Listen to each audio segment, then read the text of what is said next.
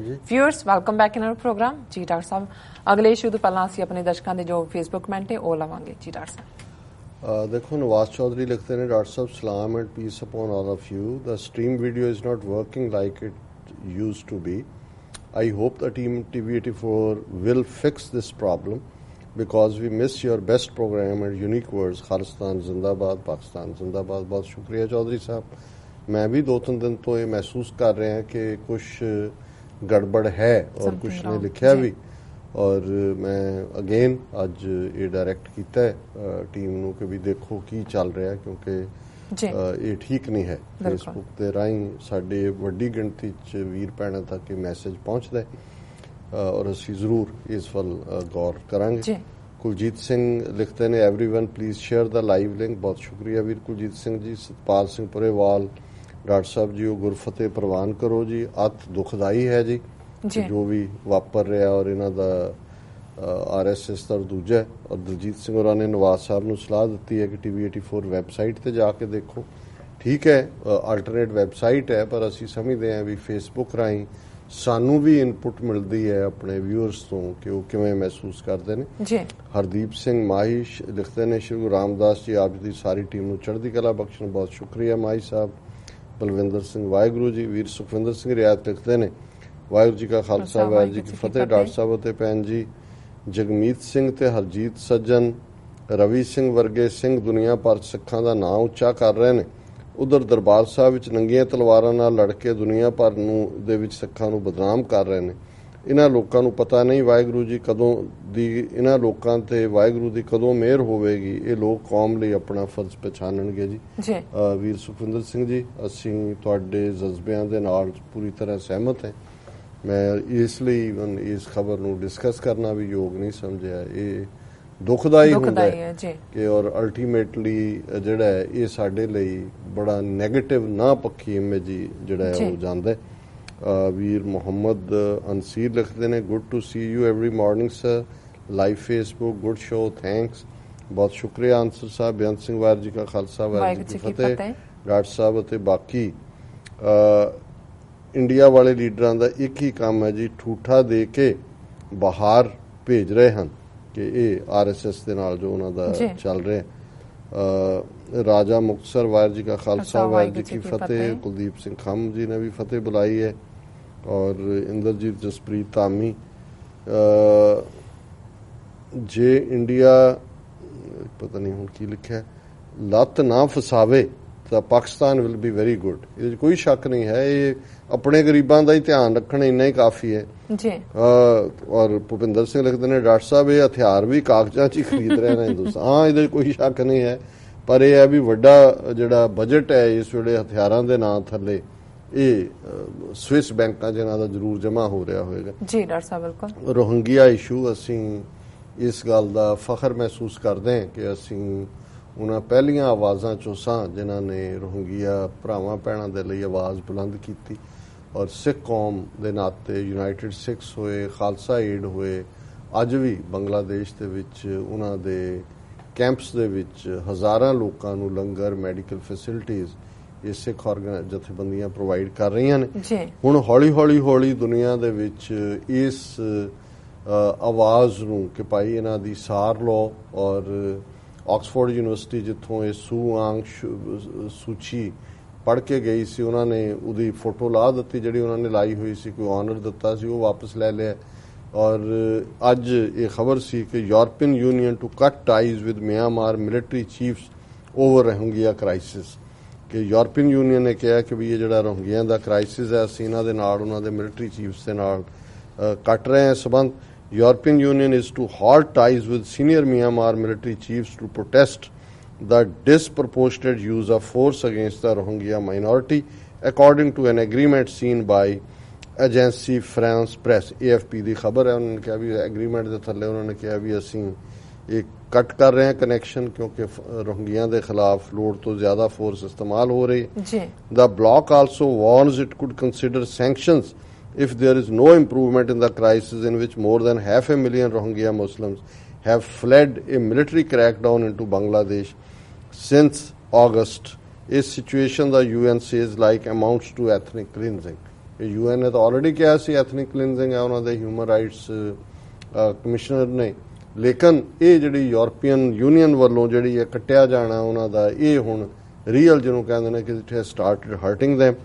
The agreement approved by European Union ambassador and set to be signed off at the meeting of foreign ministers on Monday set the rapid flight of so many people strongly indicates a deliberate action to expel a minority. ਵੀ ਜਿਵੇਂ ਲੱਖਾਂ ਦੀ ਗਿਣਤੀ 'ਚ ਉੱਥੋਂ ਲਗਾਤਾਰ ਲੋਕ ਨਿਕਲ ਰਹੇ ਨੇ, ਇਹਦਾ ਮਤਲਬ ਹੈ ਕਿ ਵੀ ਇਹ ਮਕਸਦ ਹੀ ਐਥਨਿਕ ਕਲੀਨਜ਼ਿੰਗ ਹੈ, ਉਹਨਾਂ ਨੂੰ ਕੱਢਣਾ.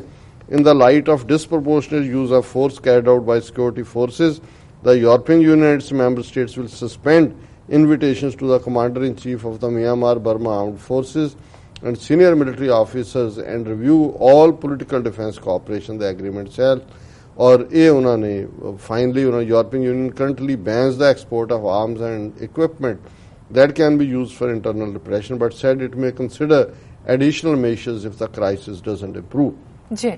So ਜ਼ਾਹਰ ਹੈ this is a step forward, at least sanctions ਵੱਲ ਗੱਲ ਜਾ ਰਹੀ ਹੈ. ਔਰ ਇੱਕ ਜਿਹੜੀ ਇੰਪੋਰਟੈਂਟ ਖਬਰ ਹੁੰਦੀ ਹੈ ਮੁਸਲਮਾਨਾਂ ਦੇ ਹਵਾਲੇ ਨਾਲ ਹੀ ਹੈ, ਪੋਪ ਜਿਹੜਾ ਦੁਨੀਆ ਦੇ ਵਿੱਚ ਇੱਕ ਵੱਡੀ ਅਥਾਰਟੀ ਹੈ, ਮੋਰਲ ਅਥਾਰਟੀ ਵੀ, ਔਰ ਕੈਥੋਲਿਕਸ ਜਿਹੜੇ 1 ਬਿਲੀਅਨ ਤੋਂ ਜ਼ਿਆਦਾ ਨੇ, ਉਹਨਾਂ ਦਾ ਉਹ ਸਪਿਰਿਚੁਅਲ ਲੀਡਰ ਹੈ, ਉਹ ਮਿਆਂਮਾਰ ਦਾ ਦੌਰਾ ਕਰ ਰਹੇ. ਉਹਨਾਂ ਦੀ ਪਹਿਲਾਂ ਤੋਂ ਹੀ, ਕਿਉਂਕਿ ਆਲਮੋਸਟ 5 ਲੱਖ ਤੋਂ ਜ਼ਿਆਦਾ ਜਿਹੜੇ ਨੇ ਉਹ ਕ੍ਰਿਸਚੀਅਨ ਵੀ ਨੇ, Catholic rather, in Myanmar Burma 'ਚ. ਔਰ ਖਬਰ ਹੈ Pope to visit Myanmar amid Rohingya crisis. ਹੁਣ ਕਿਉਂਕਿ ਇਹ ਜਿਹੜਾ ਪੋਪ ਹੈ ਬੜਾ ਵੋਕਲ ਹੈ, ਇਹਨੇ ਉਹਨਾਂ ਇਸ਼ੂਜ਼ ਦੇ ਉੱਤੇ ਵੀ ਆਵਾਜ਼ ਚੁੱਕੀ. ਜਦੋਂ ਟਰੰਪ ਨੇ ਮੈਕਸੀਕੋ ਦੇ ਨਾਲ ਵਾਲ ਬਣਾਉਣ ਦੀ ਗੱਲ ਕੀਤੀ, ਪੋਪ ਨੇ ਵਿਰੋਧ ਕੀਤਾ ਹੈ. ਹੋਰ ਇਸ਼ੂਜ਼ ਦੇ ਉੱਤੇ ਵੀ ਕੁਝ ਮਾਮਲਿਆਂ 'ਚ ਤਾਂ ਈਵਨ ਜਿਹੜੀਆਂ ਟ੍ਰੈਡੀਸ਼ਨਲ ਰੋਮਨ ਕੈਥੋਲਿਕ ਚਰਚ ਦੀ ਸੈਂਚਰੀਜ਼ ਤੋਂ ਜਿਹੜੀਆਂ ਧਾਰਨਾਵਾਂ ਬਣੀਆਂ ਸੀ ਉਹਨਾਂ ਨੂੰ ਵੀ ਉਹਨੇ ਬਦਲੇ. ਔਰ ਇਸ ਖਬਰ ਦੇ ਮੁਤਾਬਕ Pope Francis will talk peace on his visit to Myanmar, a Catholic Church representative said today. A potentially highly charged trip during a refugee crisis that has seen 520,000 Rohingya Muslim pushed out of the country. कि उदों visit है जो 5,20,000 Rohingya Muslim देश चो कर देते गए ने. The late November visit comes as Western Rakhine state is devoured by communal violence that has seen unprecedented number of Rohingya fleeing into neighboring Bangladesh. Myanmar army is accused of using a crackdown on militants to expel its Muslim Rohingya population, a persecuted minority the Pope has previously called brothers and sisters. ਵੀ ਇਸ ਤੋਂ ਪਹਿਲਾਂ pop ਇਹਨਾਂ ਰੋਹਿੰਗਿਆਂ ਨੂੰ ਭੈਣੋ ਤੇ ਭਰਾਓ ਜਿਹੜਾ ਇਹਦੇ ਨਾਲ address ਕਰ ਚੁੱਕਾ ਹੈ. ਔਰ ਹੁਣ ਇਹ ਜਿਹੜੀ ਸਪੈਕੂਲੇਸ਼ਨ ਹੈ ਕਿ ਵੀ ਜੇ ਉਸ ਵਿਜ਼ਿਟ ਦੇ ਉੱਤੇ ਪੋਪ ਕੁਝ ਕਹਿੰਦਾ ਹੈ ਤੇ ਇਹ ਸਰਕਾਰ ਦੇ ਨਾਲ ਵੀ ਜਿਹੜਾ ਇਸ ਦਾ ਪੰਗਾ ਪੈ ਸਕਦਾ. Any comment seen to support Rohingya could provoke a strong reaction from hardline Buddhist clerics and a Buddhist majority public aggrieved at global support for the Muslim group. कि already ਜਿਹੜੀ global support ਮਿਲ ਰਹੀ ਹੈ, Buddhist community ਜਿਹੜੀ ਹੈ ਉਹ rattled ਹੈ. ਔਰ Myanmar 'ਚ ਉਹਨੇ ਕਿਹਾ ਵੀ 500,000 5 ਲੱਖ ਦੇ ਕਰੀਬ ਕੈਥੋਲਿਕ ਪਾਪੂਲੇਸ਼ਨ ਹੈ, ਰਿਮੋਟ ਨੌਰਥ 'ਚ ਹੈ. ਇੰਨੀ ਜਿਹੜੀ ਹੈ ਇਸ ਤੋਂ ਬਾਅਦ the same goes for Muslim majority Bangladesh where the Pope will travel on to. ਉਹ ਬੰਗਲਾਦੇਸ਼ ਵੀ ਜਾਏਗਾ. ਔਰ ਉਹਦੇ ਕੈਥੋਲਿਕ ਚਰਚ ਦੇ ਸਪੋਕਸਮੈਨ ਨੇ ਕਿਹਾ ਜੀ ਅਜੇ ਅਸੀਂ ਉਹਦੀ ਸਪੀਚ ਤਿਆਰ ਨਹੀਂ ਹੋਈ ਵੀ ਉਹਨੇ ਕੀ ਬੋਲਣਾ. We don't know yet what will be his speech, but he is coming for the sake of the country and he will be talking about peace. So as we hope ਕਿ pop ਜਿਹੜਾ ਹੈ ਉਹ piece ਦੀ ਗੱਲ ਕਰਦੇ ਹੈ, ਉਹ ਗੱਲ ਜ਼ਰੂਰ ਕਰੇਗਾ. ਔਰ ਜਿਹੜਾ ਸਟਾਈਲ ਹੈ ਪੋਪ ਦਾ, ਚੁੱਪ ਕਰਕੇ ਨਹੀਂ ਰਹਿ ਸਕਦਾ, ਕੋਈ ਇੰਟਰਫੇਥ ਮੀਟਿੰਗ ਨਹੀਂ ਹੋਏਗੀ ਉੱਥੇ. ਔਰ 2 ਲੱਖ ਦੇ ਕਰੀਬ ਜਿਹੜੇ ਲੋਕ ਨੇ ਉਹ ਜਿੱਥੇ ਪੋਪ ਨੇ ਐਡਰੈਸ ਕਰਨੇ, ਜਿਹਨੂੰ ਇਹ ਮਾਸ ਕਹਿੰਦੇ ਨੇ, ਜਿਹੜੀ ਉਹਨਾਂ ਦੀ ਗੈਦਰਿੰਗ ਹੁੰਦੀ ਹੈ ਉਹਨੂੰ ਐਡਰੈਸ ਕਰਨਗੇ. ਔਰ ਮਿਆਂਮਾਰ ਔਰ Vatican only establish full diplomatic relations in may ਸ਼ੋਰਟਲੀ after de facto leader Aung San Suu Kyi met Pope Francis during a European tour. So ਅਜੇ ਮਈ ਮਹੀਨੇ 'ਚ ਇਹਨਾਂ ਨੇ ਸਬੰਧ ਸਥਾਪਿਤ ਕੀਤੇ ਨੇ. ਸੋ ਵਰਸਟ ਇਹੀ ਹੋਏਗਾ ਜੇ ਪੋਪ ਬੋਲੇਗਾ ਸਬੰਧ ਤੋੜ ਲੈਣਗੇ. ਜਦੋਂ ਨਹੀਂ ਸੀ ਸਬੰਧ ਉਦੋਂ ਕਿਹੜੀ ਜਿਹੜੀ ਹੈ ਉਹ ਬਿੱਲੀ ਨਿਚ ਗਈ ਸੀ ਜਿਵੇਂ ਸਾਡੇ ਕਹਿੰਦੇ ਨੇ. ਸੋ ਵੀ ਹੋਪ ਕਿ ਪੋਪ ਸਪੀਕਸ ਵਾਇਲ ਇਨ ਮਿਆਂਮਾਰ. ਜੀ ਡਾਕਟਰ ਸਾਹਿਬ ਬਿਲਕੁਲ. ਹੁਣ ਤੁਸੀਂ ਸਾਡੇ ਦਰਸ਼ਕਾਂ ਨੂੰ ਦੱਸ ਦਿਓ ਅੱਜ ਦਾ ਵਿਚਾਰ.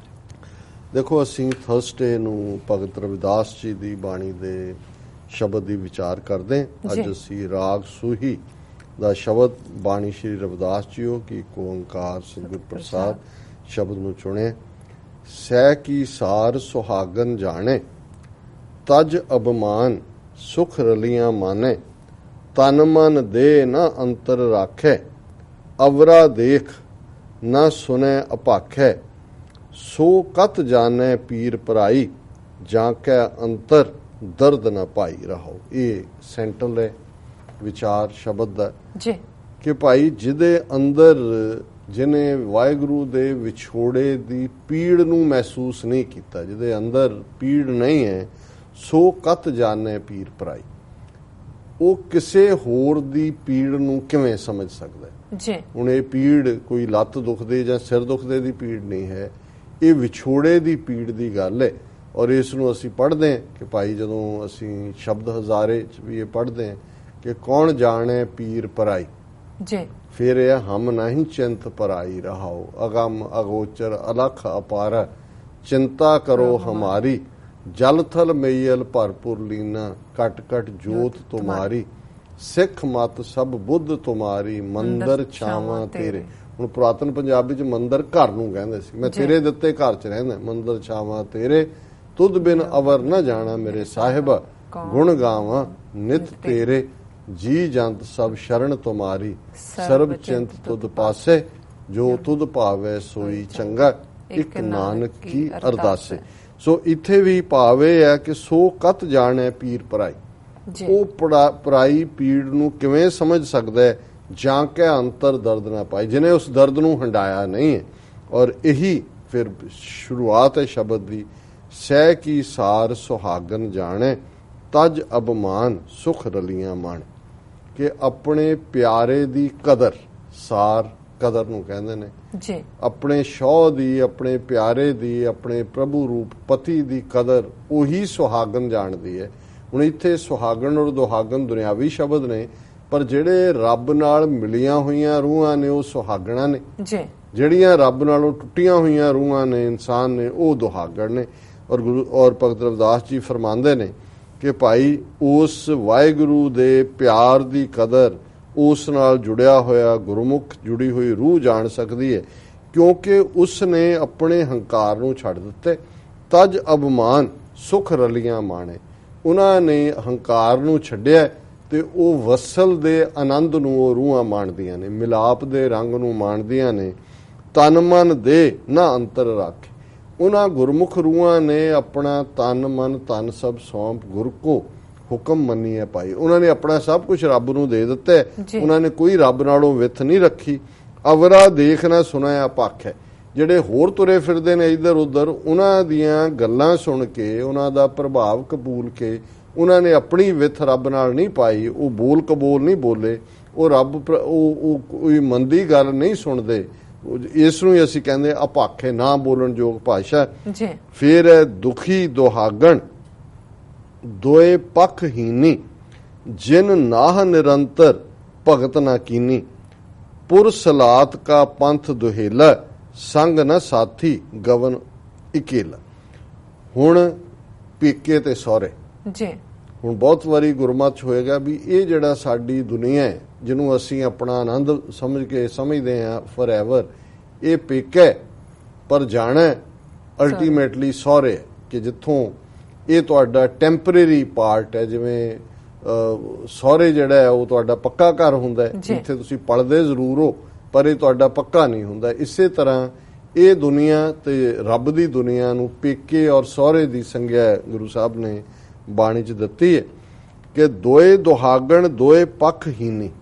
ਹੁਣ ਜਿਹੜੀਆਂ ਰੂਹਾਂ ਇਸ ਦੁਨੀਆ ਦੇ ਵਿੱਚ ਹੀ ਰਚਿਤ ਨੇ, ਰੱਬ ਤੋਂ ਵਿਥ ਪਾਈ ਹੋਈ ਹੈ, ਉਹ ਇਹਨੂੰ ਹੀ ਸੱਚਾਈ ਸਮਝਦੇ ਨੇ, ਉਹ ਦੋਨੋਂ ਹੀ ਪੱਖਾਂ ਤੋਂ, ਪੇਕਿਆਂ ਤੋਂ ਵੀ ਜਾਂਦੇ ਨੇ ਸਹੁਰਿਆਂ, ਕਿਉਂਕਿ ਇਸ ਦੁਨੀਆ ਨੇ ਰਹਿਣਾ ਨਹੀਂ ਤੇ ਅਗਲੀ ਮਿਲਣੀ ਨਹੀਂ। ਸੋ ਉਹ ਹੀਨੀ ਦਾ ਮਤਲਬ ਹੈ ਵੀ ਉਹਨਾਂ ਨੇ ਆਪਣੇ ਲੋਕ ਪਰਲੋਕ ਦੋਵੇਂ ਗਵਾਏ।